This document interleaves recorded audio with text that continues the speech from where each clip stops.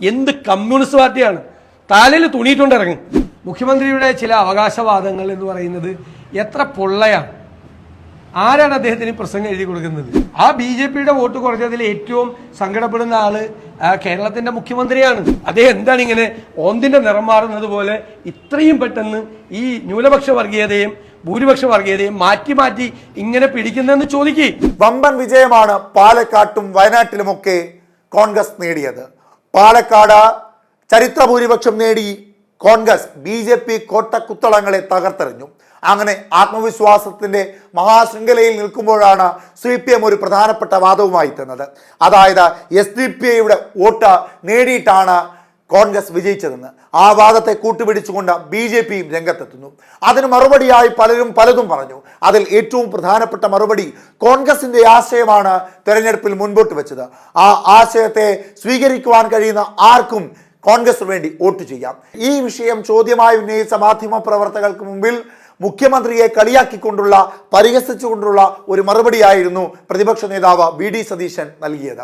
ആ മറുപടി ഇങ്ങനെയാണ്. മുഖ്യമന്ത്രി ശ്രീ പിണറായി വിജയൻ വീണ്ടും ഭൂരിപക്ഷ വർഗീയതയെ പ്രോത്സാഹിപ്പിക്കുന്നതിന് വേണ്ടിയിട്ടുള്ള നടപടികളുമായി മുന്നോട്ട് പോവുകയാണ്. ഈ തെരഞ്ഞെടുപ്പിൽ ഇത്രയും വലിയ ആഘാതം ഉണ്ടായിട്ടും വീണ്ടും പാർലമെന്റ് തെരഞ്ഞെടുപ്പിൽ ഞാൻ നേരത്തെ പറഞ്ഞതുപോലെ ന്യൂനപക്ഷ പ്രീണനായ ഇപ്പോൾ ഓന്തിൻ്റെ നിറം മാറുന്നത് പോലെ ഭൂരിപക്ഷ പ്രീണനവുമായി മുമ്പോട്ട് പോവുകയാണ്. അതിനു പേരിലാണ് ബഹുമാന്യനായ മതേതരത്വത്തിൻ്റെ വക്താവായി നിൽക്കുന്ന പാണക്കാട് സാദിഖ് അലി തങ്ങളെ വീണ്ടും അദ്ദേഹം ആക്രമിച്ചുകൊണ്ടിരിക്കുന്നത്. മുഖ്യമന്ത്രിയുടെ ചില അവകാശവാദങ്ങൾ എന്ന് പറയുന്നത് എത്ര പൊള്ളയാണ്. ആരാണ് അദ്ദേഹത്തിന് പ്രസംഗം എഴുതി കൊടുക്കുന്നത്? അദ്ദേഹം ഇന്നലെ പറഞ്ഞത് ഈ വർഷത്തെ ഏറ്റവും വലിയ തമാശയാണ്. അതായത് പാലക്കാട് വോട്ട് കൂടി CPMൻ്റെ, മാത്രമല്ല രണ്ടാം സ്ഥാനക്കാരുമായിട്ടുള്ള BJP ആയിട്ടുള്ള വ്യത്യാസം കുറഞ്ഞു. CPMൻ്റെ വ്യത്യാസം കുറഞ്ഞു എന്നാണ് ഞാൻ ഓർത്തത്. ഒരു കുട്ടി സ്കൂളിൽ പഠിക്കുന്ന കുട്ടി എപ്പോഴും 3-ാം സ്ഥാനത്താണ് ക്ലാസ്സിൽ. അപ്പോൾ അമ്മ എപ്പോഴും വഴക്ക് പറയും. അപ്പോൾ അവരോട് നീ 2-ാം സ്ഥാനത്തെങ്കിലും എത്താൻ നോക്കാൻ പറയും. അപ്പോൾ ഒരു ദിവസം അവൻ വന്നിട്ട് പറഞ്ഞു, ഞാൻ 2-ാം സ്ഥാനക്കാരൻ്റെ തൊട്ടടുത്തെത്തി അമ്മയെന്ന് ചോദിച്ചു. അപ്പം അമ്മയ്ക്ക് ഭയങ്കര സന്തോഷമായി. അമ്മ ചോദിച്ചു, നിൻ്റെ മാർക്ക് കൂടിയാന്ന് ചോദിച്ചു. എൻ്റെ മാർക്ക് കൂടിയില്ല, അവൻ്റെ മാർക്ക് കുറഞ്ഞു, എൻ്റെ അടുത്തെത്തി. അപ്പോൾ അവനും ഞാനും തമ്മിലുള്ള വ്യത്യാസം കുറഞ്ഞു. അതല്ല ഇവിടെ നടന്നത്. എങ്ങനെയാണ് CPMഉം 2-ാം സ്ഥാനമായിട്ടുള്ള BJP ആയിട്ടുള്ള വ്യത്യാസം കുറഞ്ഞത്? CPMൻ്റെ വോട്ട് കൂടിയിട്ടാണ്. 50,000 വോട്ടുണ്ടായിരുന്ന CPMൻ്റെ വോട്ട് 39,000 വോട്ടായി മാറി. അപ്പോഴാണ് CPM അടുത്തു വന്നെന്ന് പറയുന്നത്. ഒരു മുഖ്യമന്ത്രിയെ കൊണ്ട് അദ്ദേഹം അത് പറയുന്നത് ഞാൻ വിചാരിക്കുന്നില്ല. അദ്ദേഹത്തിന് പ്രസംഗം എഴുതി കൊടുക്കുന്ന ആരാണ് ഇങ്ങനെ അദ്ദേഹത്തെ കൊണ്ട് ഇത്രയും വലിയ പരിഹാസ്യമായ കാര്യങ്ങൾ പറയിപ്പിക്കുന്നത്? CPMഉം BJPയും തമ്മിലുള്ള വ്യത്യാസം കുറഞ്ഞുവെന്ന്. BJPയുടെ വോട്ട് കുറഞ്ഞതാണ്, താഴേക്ക് പോയതാണ്. ആ BJPയുടെ വോട്ട് കുറഞ്ഞതിൽ ഏറ്റവും സങ്കടപ്പെടുന്ന ആള് കേരളത്തിന്റെ മുഖ്യമന്ത്രിയാണ്. അദ്ദേഹം അതാണ്. അവിടെ വയനാട് വലിയ തോതിൽ പിന്നോട്ട് പോയി. CPMൻ്റെ വോട്ട് വളരെ വളരെ താഴോട്ട് പോയി വയനാട്ടിൽ. ഇവിടെ ആ 3-ാം സ്ഥാനം നിലനിർത്തി. 1000 വോട്ട് 900 ചില്ലാൻ വോട്ട് കൂടിയെന്നാണ് പറയുന്നത് 2021-നേക്കാൾ. 2021 ശേഷം 15,000-ഓളം പുതിയ വോട്ട് എൻറോൾ ചെയ്തിട്ടുണ്ട് അവിടെ. അപ്പോൾ അതിൽ CPMന് ഷെയർ ഒന്നുമില്ലേ? എന്നിട്ടൊരു വ്യാപകമായ പ്രചരണം SDPIയുടെ സഹായത്തോടു കൂടിയാണ് ജയിച്ചത്.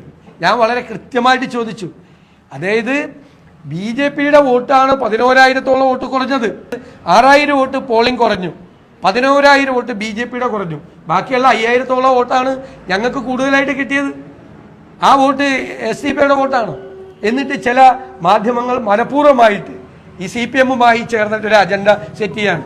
ഈ വിജയത്തിന്റെ ഗ്രേസ് കളയാൻ വേണ്ടിയിട്ട് ചിലർ ശ്രമിക്കുകയാണ്. ഈ വിജയം തന്നെയാണ്. CPM മനസ്സിലാക്കേണ്ടത്, CPM പാലക്കാട് ദയനീയമായ 3-ാം സ്ഥാനത്തേക്ക് പോയി. ഇപ്പോൾ വെൽഫെയർ പാർട്ടിക്കെതിരായിട്ട് ആഞ്ഞടിക്കുകയാണല്ലോ മുഖ്യമന്ത്രി പിണറായി വിജയൻ, അല്ലേ? ജമാഅത്ത് ഇസ്ലാമിക്കെതിരായിട്ട് എൻ്റെ മൊബൈൽ ഫോണിൽ പിണറായി വിജയനും ജമാഅത്ത് ഇസ്ലാമിയുടെ അമീറും കൂടി നിൽക്കുന്ന ഫോട്ടോ ഞാൻ കാണിച്ചു തരാം. ഞങ്ങൾ ജമാഅത്ത് ഇസ്ലാമിയായിട്ട് കൂടുന്നതുകൊണ്ട് ചെന്നിത്തലയ്ക്ക് എന്തിൻ്റെ അസുഖമാണ് എന്നുള്ള മുഖ്യമന്ത്രി പിണറായി വിജയൻ്റെ ഇപ്പോൾ കഴിഞ്ഞ പ്രാവശ്യം മുഖ്യമന്ത്രിയായി ഉടനെ തന്നെ അദ്ദേഹത്തിൻ്റെ സ്റ്റേറ്റ്മെൻറ്റ് ഞാൻ കാണിച്ചു തരാം. ദേശാഭിമാനി പത്രം 96 ഏപ്രിൽ 22-ാം തീയതി എഴുതിയ ദേശാഭിമാനി പത്രത്തിൻ്റെ മുഖപ്രസംഗം ഞാൻ കാണിച്ചു തരാം. അതായത് ജമാഅത്ത് ഇസ്ലാമിയെ സ്വാഗതം ചെയ്തുകൊണ്ടുള്ള പ്രസംഗം. എല്ലായിടത്തും ജമാഅത്ത് ഇസ്ലാമി ഒരുമിച്ചായിരുന്നില്ലേ CPM? എന്നിട്ട് ഇപ്പോൾ വന്ന് പറയാം നിങ്ങളുടെ കൂടെ ഫോട്ടോ ഞാൻ 100 കാണിച്ചു തരാം. പിണറായി വിജയൻ്റെ ഫോട്ടോ ഞാൻ കാണിച്ചു തരാം. അതിൽ തെരഞ്ഞെടുപ്പിലെ സ്ഥാനാർത്ഥികൾ എല്ലാവരും വോട്ട് വാങ്ങിക്കും. ഞങ്ങൾ ജനറലി പറഞ്ഞു നിങ്ങൾ ആരും പിണറായി വിജയനോടൊരു ചോദ്യം ചോദിച്ചില്ലല്ലോ. ഇവിടെ ഈ എറണാകുളത്തെ സ്ഥാനാർത്ഥിയുടെ എഴുതി വെച്ചേക്കണ ബോർഡ് എൻ്റെ കയ്യിലുണ്ട്. PDP പിന്തുണയുള്ള ഇടതുമുന്നണി സ്ഥാനാർത്ഥി ഇന്നയാളെ വിജയിപ്പിക്കാൻ വേണ്ടിയിട്ട് LDF കമ്മിറ്റി എഴുതി വെച്ചേക്കണ ബോർഡ് എവിടെയെന്നറിയാം? കുറച്ച് PDPക്കാരുള്ള കുറച്ച് മുസ്ലിം വോട്ടുള്ള സ്ഥലത്തുകൊണ്ട് ആ ബോർഡ് വെച്ചിരിക്കുകയാണ്. ആ ബോർഡ് വെച്ചിരിക്കുക.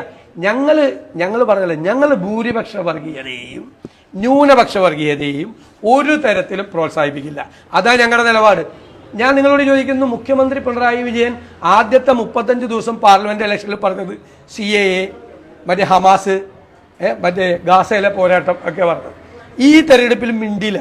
ഈ തെരഞ്ഞെടുപ്പിൽ നേരെ മാറിയിട്ട് പാണക്കാട് ശിഹാബലി തങ്ങൾ, SDPI, പിന്നെന്താ വെൽഫെയർ പാർട്ടി എന്നൊക്കെ പറയും. ഈ വെൽഫെയർ പാർട്ടിയായിട്ട് ഏറ്റവും കൂടുതൽ ബന്ധം, ഞാൻ അദ്ദേഹത്തിൻ്റെ പ്രസംഗം നിങ്ങൾക്ക് ഇപ്പോൾ ഇട്ടുതരാം, എൻ്റെ മൊബൈൽ ഫോണിലുണ്ട് അദ്ദേഹത്തിൻ്റെ പ്രസംഗം. അത് പത്രസമ്മേളനത്തിൽ അദ്ദേഹത്തിൻ്റെ പ്രസംഗം. ഞങ്ങൾക്ക് SDPIയുടെ പിന്തുണ കിട്ടിയിട്ടുണ്ട്, ഈ തെരഞ്ഞെടുപ്പിലുണ്ട്. ഞങ്ങൾക്ക് ഈ തെരഞ്ഞെടുപ്പല്ല, ഇതിനു മുമ്പുള്ള തെരഞ്ഞെടുപ്പ് പാർട്ടി സെക്രട്ടറി ആയിരിക്കും SDPIയുടെ പിന്തുണ കിട്ടിയിട്ടുണ്ട്. ഞങ്ങൾക്ക് ജമാഅത്ത് ഇസ്ലാമിയുടെ പിന്തുണ കിട്ടിയിട്ടുണ്ട്. ഇവരെയൊക്കെ പിടിക്കാൻ വേണ്ടി UDF കുറേ നോക്കിയതാ. പക്ഷെ അവർക്ക് അറിയാം ആരുടെ കൂടെയാണ് നിൽക്കേണ്ടതെന്ന് അവർക്കറിയാം. അതുകൊണ്ട് അവർ ഞങ്ങളുടെ കൂടെ നിന്നു എന്ന് ഈ പിണറായി വിജയൻ നടത്തിയ പ്രസംഗം ഞാൻ നിങ്ങളെ കേൾപ്പിച്ചു തരാം. ഇപ്പോൾ നിങ്ങൾ അദ്ദേഹത്തോടൊന്ന് പോയി ചോദിക്കുക, അദ്ദേഹം എന്താണ് ഇങ്ങനെ ഓന്തിൻ്റെ നിറം മാറുന്നത് പോലെ ഇത്രയും പെട്ടെന്ന് ഈ ന്യൂനപക്ഷ വർഗീയതയും ഭൂരിപക്ഷ വർഗീയതയും മാറ്റി ഇങ്ങനെ പിടിക്കുന്നതെന്ന് ചോദിക്കുക. നാണം കേട്ട അവസാനം മുസ്ലിം സംഘടനകളുടെ 2 പത്രത്തിൽ കൊണ്ടുപോയി പരസ്യം കൊടുത്ത പാർട്ടിയല്ലേ.